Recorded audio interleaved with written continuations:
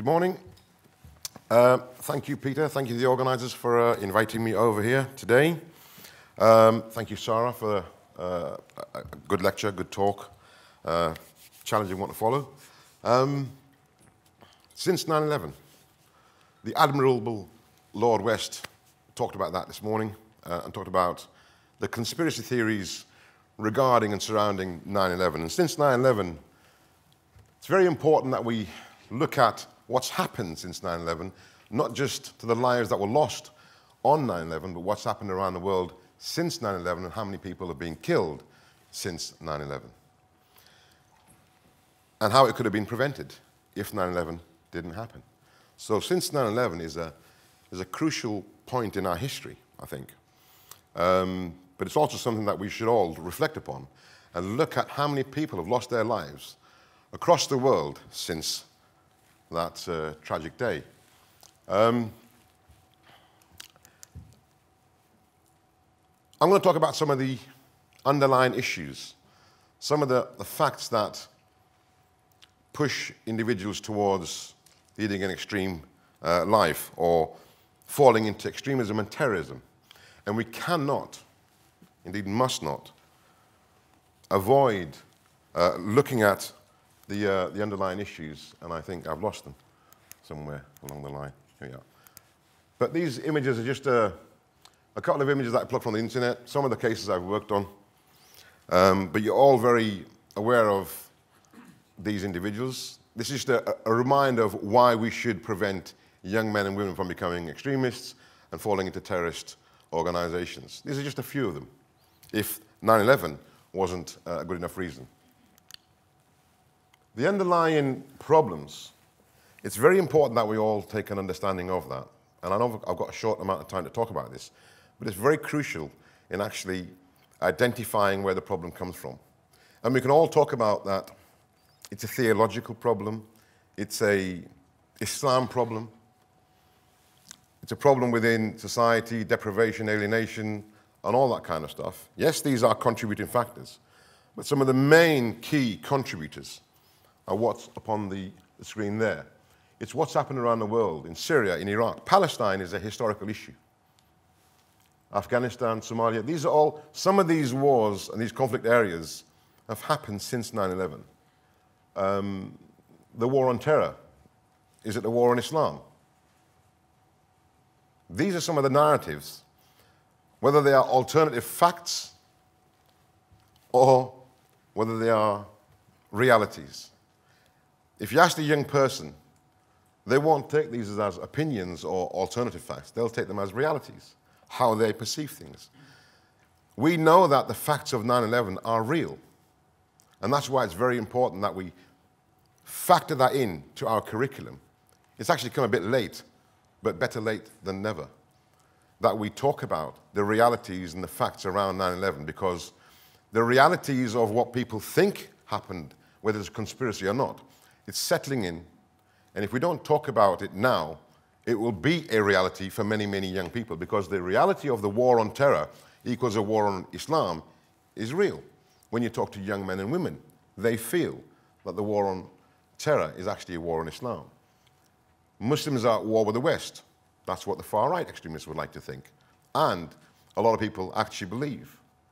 You hate me, so I'll hate you. And I'm taking this from my own personal experience of when I was drawn into Al-Qaeda in 2002. We've also got the underlying issue that's been historical throughout the history of Islam, where the sectarian conflict between Shia and Sunni, it's coming to a head now. We're looking at how very fluid and how expanded it's become around the world, in the Middle East especially, that the Shia and Sunni conflict is actually spreading. It's becoming so fluid that it's actually impacting upon us here in our societies here. But if we take a look at some of these areas and some of the underlying factors in these countries, we have to look at how a young person is internalizing these. Because to them, these are realities. And to them, all of these wars and these conflicts in Syria, in Iraq, in Yemen, as far as a young person's concerned, it's a theory that the West is driving these conflicts. Whether we like that or not, whether it's comfortable with us or not, the fact is, that's what young people believe. And that's what's pushing them towards an extreme understanding of Islam. It's pushing them towards Daesh, Al-Qaeda, and all these other organizations that exist within our societies and around the world. If we don't understand this is a reality for a young person and how much pain they feel about what's happening in Syria, we've got to look at them as feeling that pain. Why are they feeling that pain? Why do they feel this is a war on Islam? And it's about language as well, and how we use that language can define how a young person believes in certain things. And the fact that I've mentioned here is that you hate me, so I will hate you. It's what they are led to believe. And, like Sarah said, oftentimes it's the parents that bring them up on this notion, on this perception that you are not liked by the non-Muslims. It's then supported by people like Trump and those in the European Union. I don't need to talk about these guys, you know about them, how they operate, what they're about. The fact is that they're operating on our doorsteps, in our schools, in the hearts and minds of our young people. And what's our defense? They haven't got huge amounts of budgets. They haven't got a huge network of people like this in the room. They've got a network, but the network they've got, they're all joined up. They're all singing from the same hymn sheet, so to speak. They operate in all the spaces that we operate, all our young people, wherever young people are, that's where they operate. But they operate in a place and a space that we are not operating in, and that is the hearts and minds of our young men and women. And that's one space that is ungoverned. It's not easy to access, but when you understand the underlying issues, when you understand what's happening to our young men and women across the country, there's a number of different factors that are leading them to believe certain things and different issues. But if you get and take time to actually understand them, you can access the heart and mind. And that's where we need to be operating as well. Because if we don't have access to that space, then I'm afraid we're going to fight a losing battle. That's why we're not getting anywhere too quick. That's why the problems are increasing, because we haven't been operating in them spaces. Unlike Daesh, Al-Qaeda, they operate in those spaces. They know how young men and women think, how Muslims in particular. What's their default position? And the art of misinformation or alternative facts has been an art that's been orchestrated by them excellently, with precision. We're seeing Donald Trump and the likes using the same kind of technique now, by throwing out misinformation to people to massage their emotions. They will know which way they will fall. Look at Trump, the populist vote. He fed that. He knew how people would respond. And a lot of that was misinformation. Islam is at odds with the West. It's just like what Daesh say.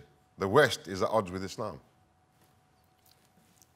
So if we don't get a grips with how to tackle this problem by understanding the underlying factors, we're always going to be on the back foot. And I always use this. It's actually, I've written about this in the book. I'm not trying to promote the book here, but I am, because everything is in there based on facts, not opinions, and not alternative facts or alternative truth. The recruitment technique by extremists of all kinds is based upon this model. You cannot change a person if you can't reach them. And the only way you're going to reach them is if you actually identify where the issues are. Young men and women, you approach them. Once you start to engage and communicate with them, then you can start to understand, relate with them, identify what the problems are. Then you can start the rest of the process. It doesn't take too long, and it's actually very easy. The problem is, and I know you might disagree with me here, but we are not really investing in our youth.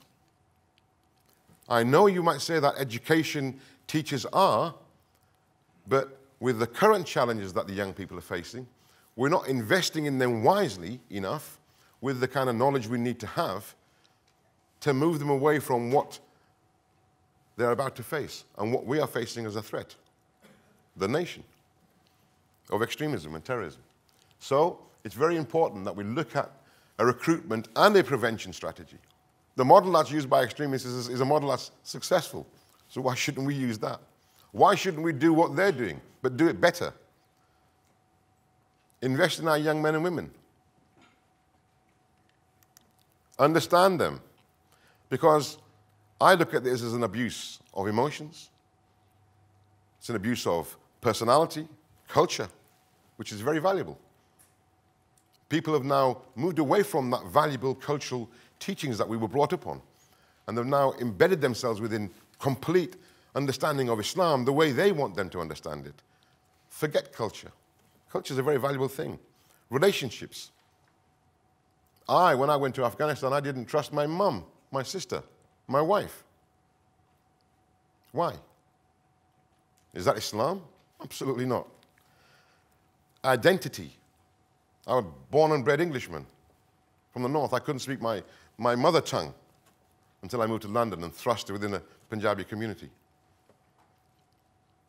But I lost the knowledge of what I was really about. I only saw that the West is at odds with Islam and I need to do something. So it's an abuse in all forms. I think it's important that we look at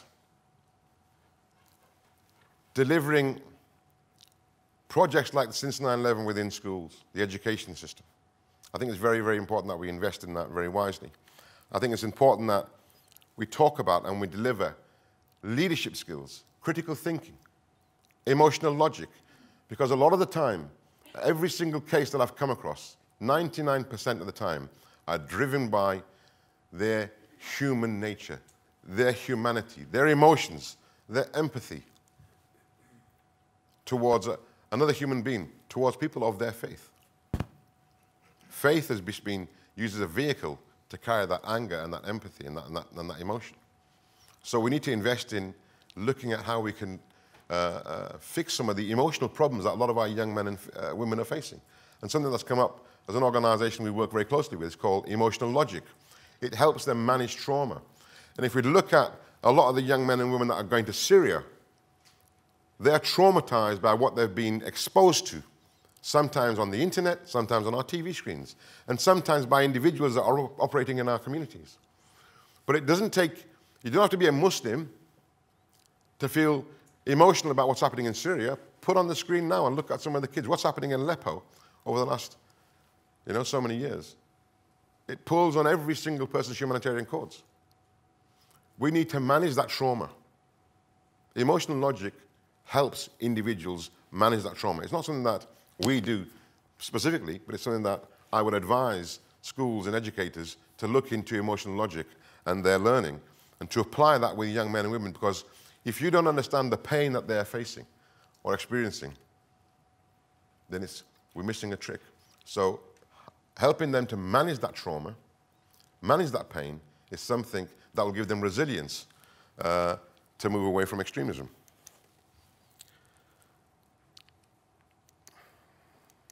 I'm just going through some of these things. I've got a few minutes to talk about.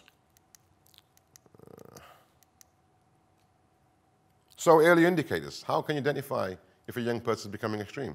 There's a few familiar faces in the room here, and quite a few are very familiar with working with young men and women and extremism, Sean and Susanna and a few others.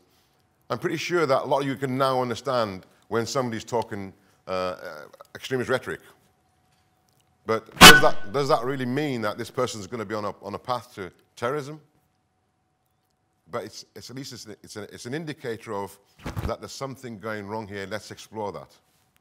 I'm out of time. Let's explore that and let's look at how we can address that. When you've got that gut instinct, I always say, and it's somebody says, how can you say it's a gut instinct? Well, sometimes you guys have been doing this for quite a long time and working with young people. You know when there's something not right there. And I would say, explore it. There's no harm in that. If you get it wrong, it's okay. As long as, it can be managed. But if you get it right, you could have protected somebody from becoming a terrorist potentially. So you know when there's something not right there, explore that. Explore it deeply. But understand the underlying issues. When you can hear some of the young men and women talking about Palestine, Syria, Iraq, have a chat with them. Have that conversation with them. And sometimes it's difficult because you've got time restraints. But I would say take time out and listen to that young person. It could be something that could protect them from a lot of issues. I'll have to leave it there because I'm out of time. And I'm pretty sure we've got some questions and answers later on. But do get the book. It'll give you a lot more understanding of what the problem is. Thank you. Thank you.